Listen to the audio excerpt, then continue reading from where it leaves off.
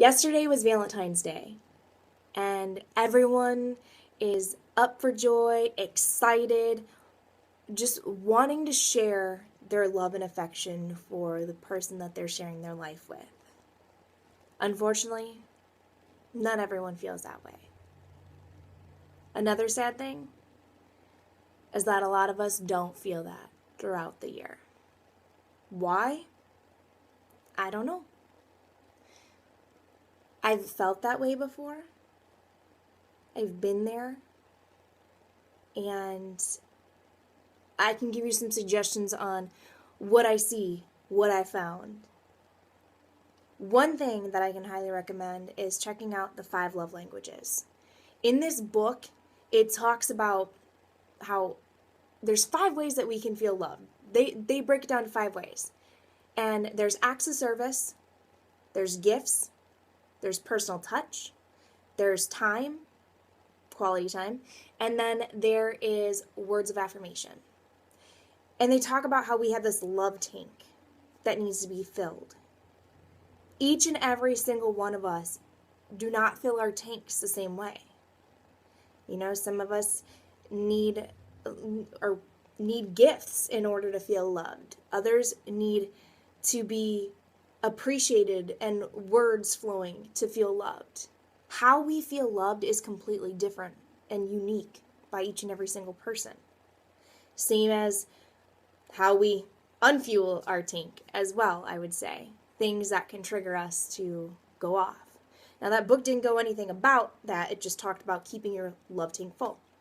And that book, I believe anyone who is in a relationship, maybe not even in a relationship, I used it with my kids as well.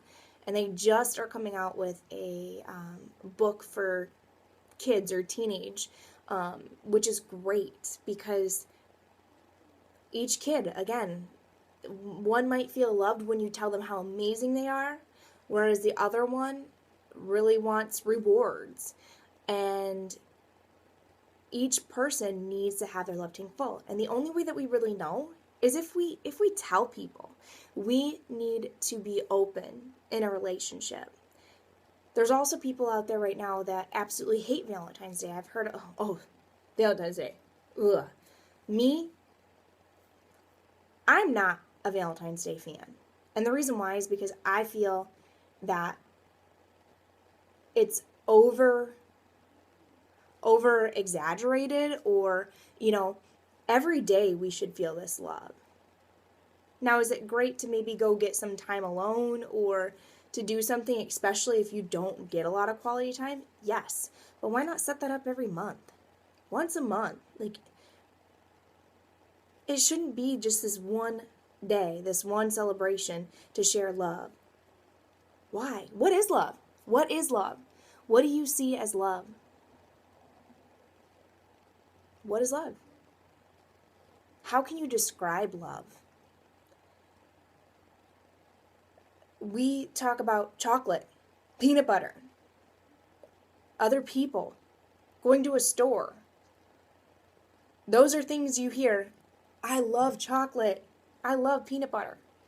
So then how can you say that you love this person when you can say that you can love an object or a thing?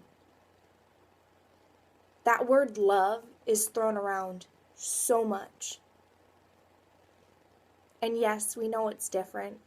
We know when we say that we love peanut butter, because I really enjoy peanut butter. It's different from saying that you love somebody. I grew big into my faith. And in the Bible it says God is love. Love is God. And I can't tell you how much that's embraced in my heart. Now, if you're not religious, that is okay. Please respect me as I will respect you.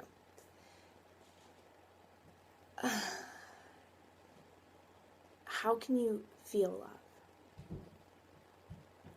That feeling that you get, is it true? Is it real?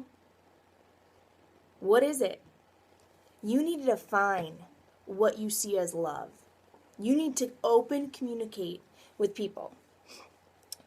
I want to hit on, someone asked me, they're like, what is it that women see? Because, I've been trying to be in a relationship and it's just not happening. And I said, everything's in God's timing. Just truly it is. It's all God's timing. Does that mean, though, that maybe He's laid out a path for you and you aren't walking those steps or taking those steps? I don't know. My biggest thing, I'm going to give you a few things here. For one, be yourself. I can't tell you enough how I believe that every single person should 100% be themselves. Don't, even when you first meet someone, be open. First of all, why would you want to change who you are for someone? I don't. I don't want to change who I am for someone. Now, can they inspire a great change in me? Yes. Can they help me learn new things that I didn't? Yes. But me, who I am, who God created me to be, I am me, and I'm not going to change that for anybody. I'm the biggest dork ever. Walls and tables and other objects run into me. Yes, they run into me, okay? I love talking. I'm very active. And I'm full in my faith. I have 3 beautiful children. They have 3 dads. I love health and fitness. I don't like to go out and drink. I would rather talk with those that I'm trying to help than go out and hear a bunch of negative remarks. So those are just a few things. What I want you guys to see is that a lot of times what happens is we meet somebody and we hold things back, or we slightly change things, or we're not who we are because we think that person will not love the person that you are. So, you want somebody to love a fake you. Doesn't make any sense to me. Be you.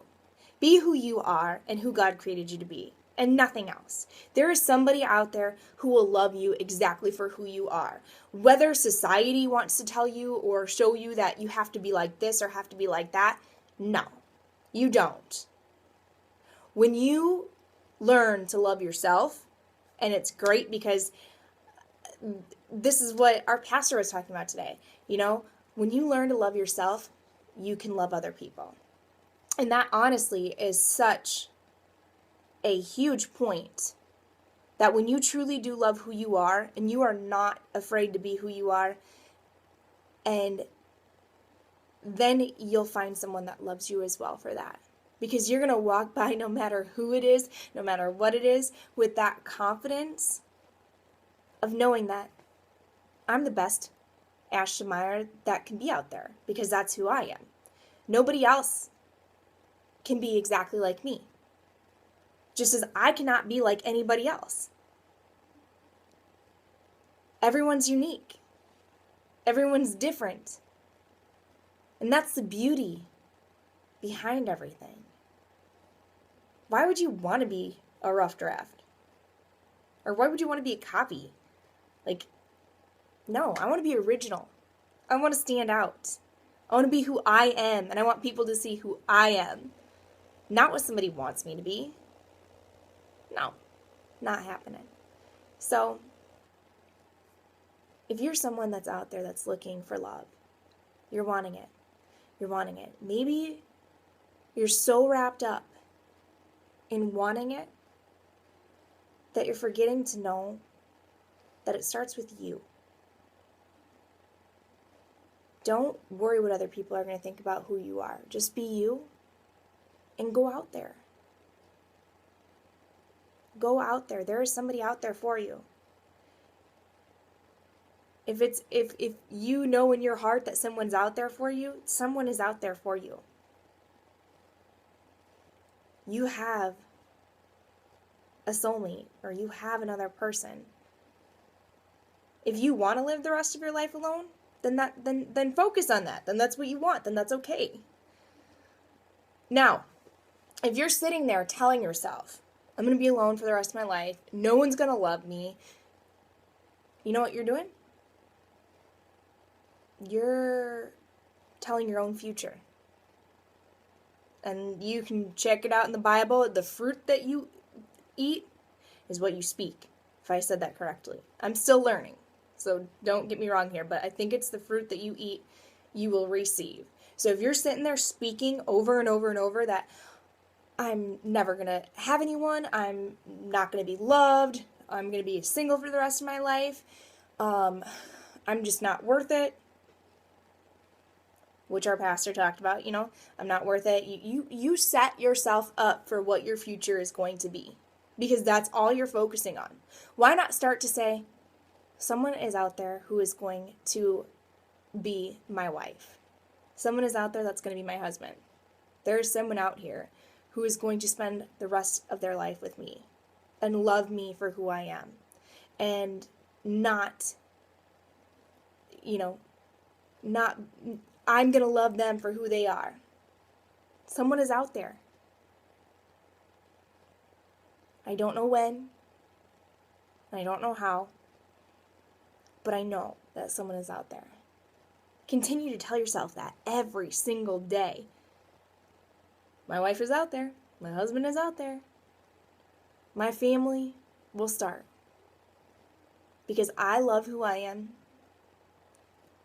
And my husband or my wife will love who I am. Every day, tell yourself that.